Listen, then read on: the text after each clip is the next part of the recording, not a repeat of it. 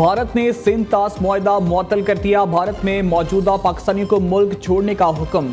Pakistani high commission ने तमाम दिफाई, फौजी, बहरी और फजाई मशीरों को नापसंदीदा करार दे दिया।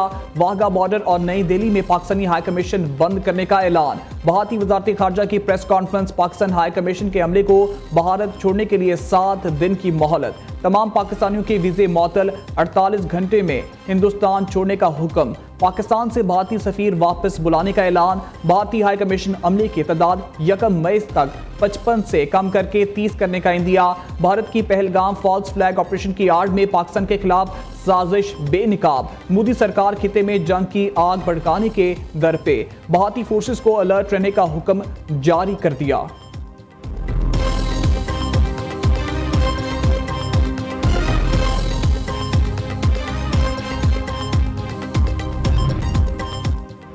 हुकूमत का भारतीय इक़दामात का जामे जवाब देने का आज़म। वज़ीर आज़म शहबाज शरीफ ने आज कौमी सलामती कमेटी का इजलास तलब कर लिया। भारतीय इक़दामात के खिलाफ भरपूर लाहे अमल मरतब किया जाएगा। वफाकी वज़रा, अस्करी क़यादत और अहम शख्सियात शिरकत करेंगे। दिफाई तज्ज़ियाकारों ने भारत की जनब से पाकिस्तान के खिलाफ कार्रवाई का खदशा जाहिर कर दिया। कहा, इंडिया सिंध तास मुआहदा यकतरफा तौर पर मुअत्तल नहीं कर सकता। इस मुआहदे में वर्ल्ड बैंक और दीगर कुव्वतें ज़ामिन हैं।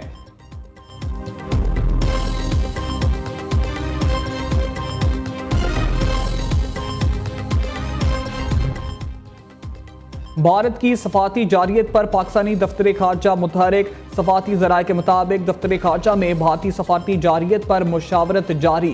ज़राए के मुताबिक वज़ारत खारजा की जानब से भारतीय सफारती जारियत का इसी जुबान में जवाब दिया जाएगा। भारत के साथ सफारती ताल्लुकात को मजीद निचली सतह पर लाया जाएगा। भारतीय दफाई, एयर और नेवल अताशियों और सपोर्टिंग स्टाफ को वापस भेजने का इम्कान।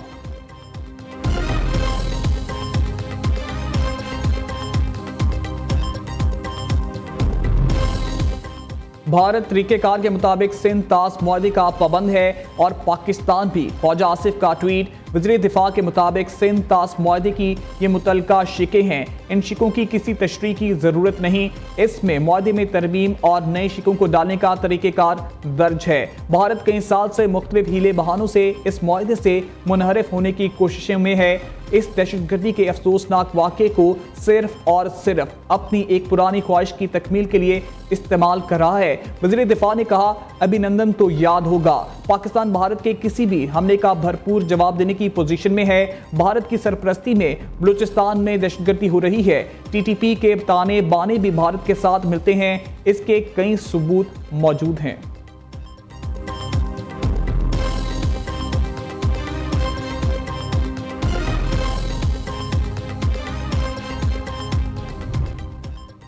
पानी को बतौर हथियार इस्तेमाल करना भारत की ब्लैकमेलिंग है।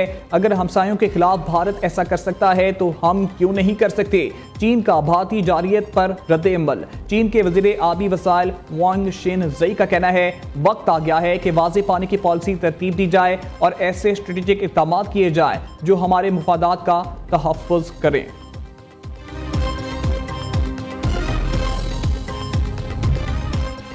पाकिस्तान के लिए हमारी जानें भी कुर्बान। भारतीय धमकी के खिलाफ पूरी कौम यक जुबान। कहा, मुल्क की सलामती के लिए हर दम पाक अफवाज के साथ खड़े हैं। भारत ने हमला किया तो फौज के साथ मिलकर मुंह तोड़ जवाब देंगे।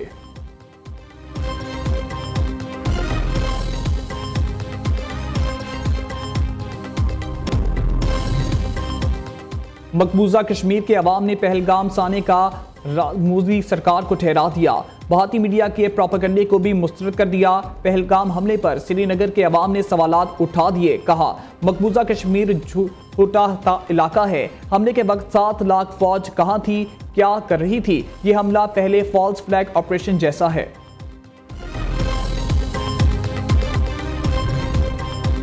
तुर्किया में 6.2 शिद्दत का ज़ल्ज़ला। ज़मीन लरज़ उठी। ज़ल्ज़ले के झटके तुर्किया समेत कई यूरोपीय ममालिक में भी महसूस किए गए। ज़ल्ज़ले का मरकज़ तुर्किया के शहर मरमरा के जनूबी मशरक में 21 किलोमीटर के फासले पर 10 किलोमीटर ज़ेरे ज़मीन था। ज़ल्ज़ले के झटके महसूस होने के बाद शहरी खौफजदा होकर घरों से बाहर निकल आए। इस्तांबुल 40 मिनट में 3 बार ज़ल्ज़लों के से लरज़ उठा। ज़ल्ज़लों के झटके यूक्रेन, यूनान, बुल्गारिया, रोमानिया समेत कई यूरोपीय ममालिक में महसूस किए गए। तुर्क मीडिया के मुताबिक चंद इमारतों को नुकसान पहुंचा, 150 से ज्यादा अफराद जख्मी हुए।